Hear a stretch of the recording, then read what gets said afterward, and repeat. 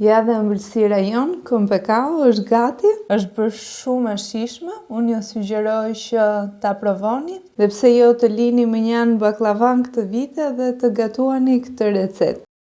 Për përgatitjen e kësaj ëmbëlsire tradicionale, na duhet një pako me petë, na duhen 200 gram marra, një lugë gjelle me kakao, 6 kokra vezë, të cilat unë i kam darë të bardhën veçe dhe të verdhat më vete.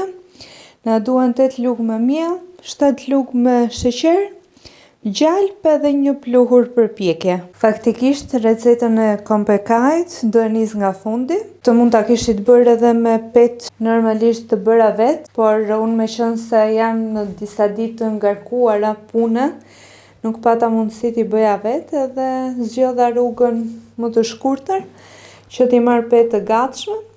Ju mund t'i bëni si të dëshironi. Gjë e parë që do bëj është që t'i pres petët sipas tavës. Zgjodha këtë tavë për ta përgatitur këtë recetë. Të gjithë në përgjithësi mundohemi të përgatisim baklavan tradicionale. Unë mbaj mend në familjen time gjithmonë kemi pas përgatitur kompekaj, pasi baklava bënin tezet, kështu që i kemi alternuar. Do t'i ndajmë në mes petët.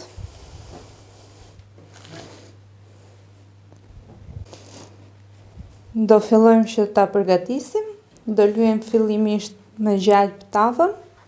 Unë do ta bëj me 8 petë poshtë dhe 8 petë lart. Do t'i rendisim një nga një, pasi do t'i lyejmë të gjitha me gjalp. Se dihet që ëmbëlsirave si baklavaja, kompekao, gjalpi jep shijen, i bën të shkrifta, të njëjtën gjë do bëjmë me të gjitha petët e tjera. Hapi i radhës që do bëj është petët të cilat do vendos sipër, do t'i ndaj në pjesë, që do bëjmë edhe ndarjen e kompekaos.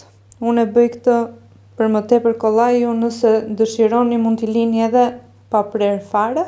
Kompekain mund ta prisni në forma si të dëshironi, por unë pëlqen ta bëj në pjesë të mëdha.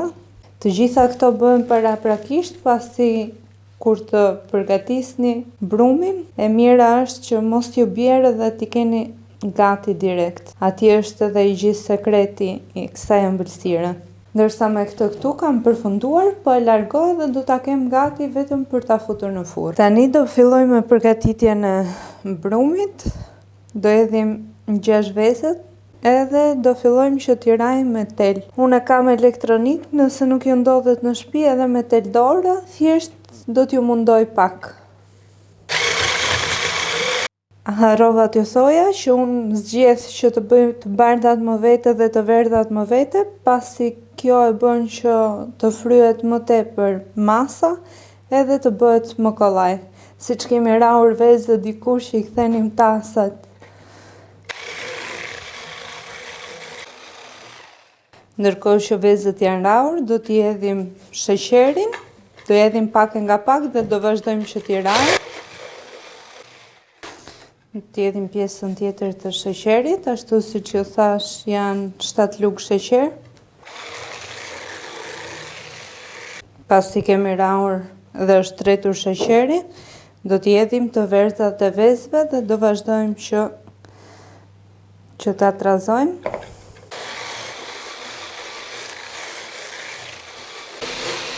Pasi e kemi rrahur mirë, do fillojmë t'i hedhim pak nga pak miellin.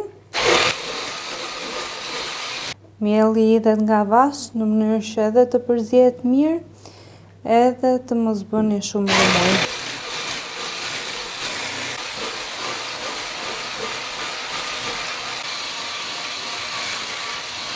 Pasi kemi përfunduar me miellin, do hedhim edhe pluhurin për pjekje.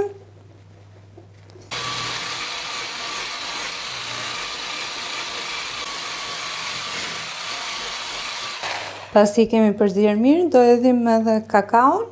Nëse dëshironi mund ta bëni gjysmën të bardhë, gjysmën me kakao, por unë preferoj që ta bëj komplet kakao dhe i përziem.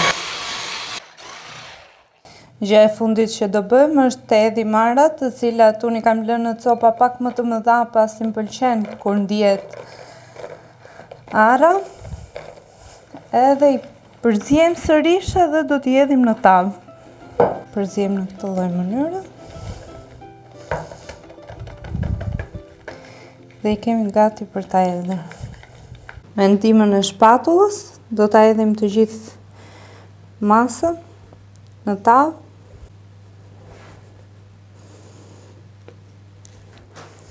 Gjëja e fundit që do bëjmë është do vendosim edhe petat e sipërme.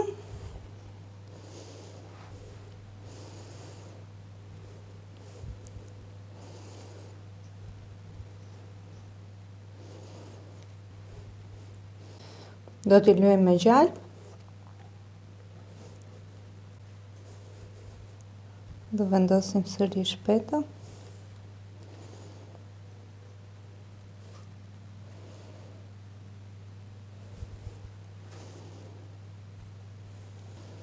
Ndërkohë furën e kam ndezur edhe kam lënë të ngrohet. Lyejmë sërish me gjalp. Tashmë kemi gati, do ta vendosim të piqet në një temperaturë prej 200 gradë për rreth 25-30 minuta. Ndërkohë që kompekao është duke u pjekur, ne do merremi me përgatitjen e shurupit. Do ndezim vatrën.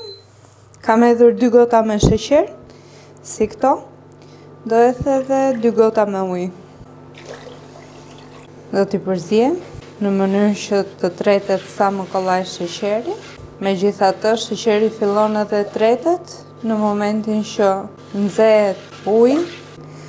Do t'i vendosim kapakun në mënyrë që të marrë val sa më shpejt.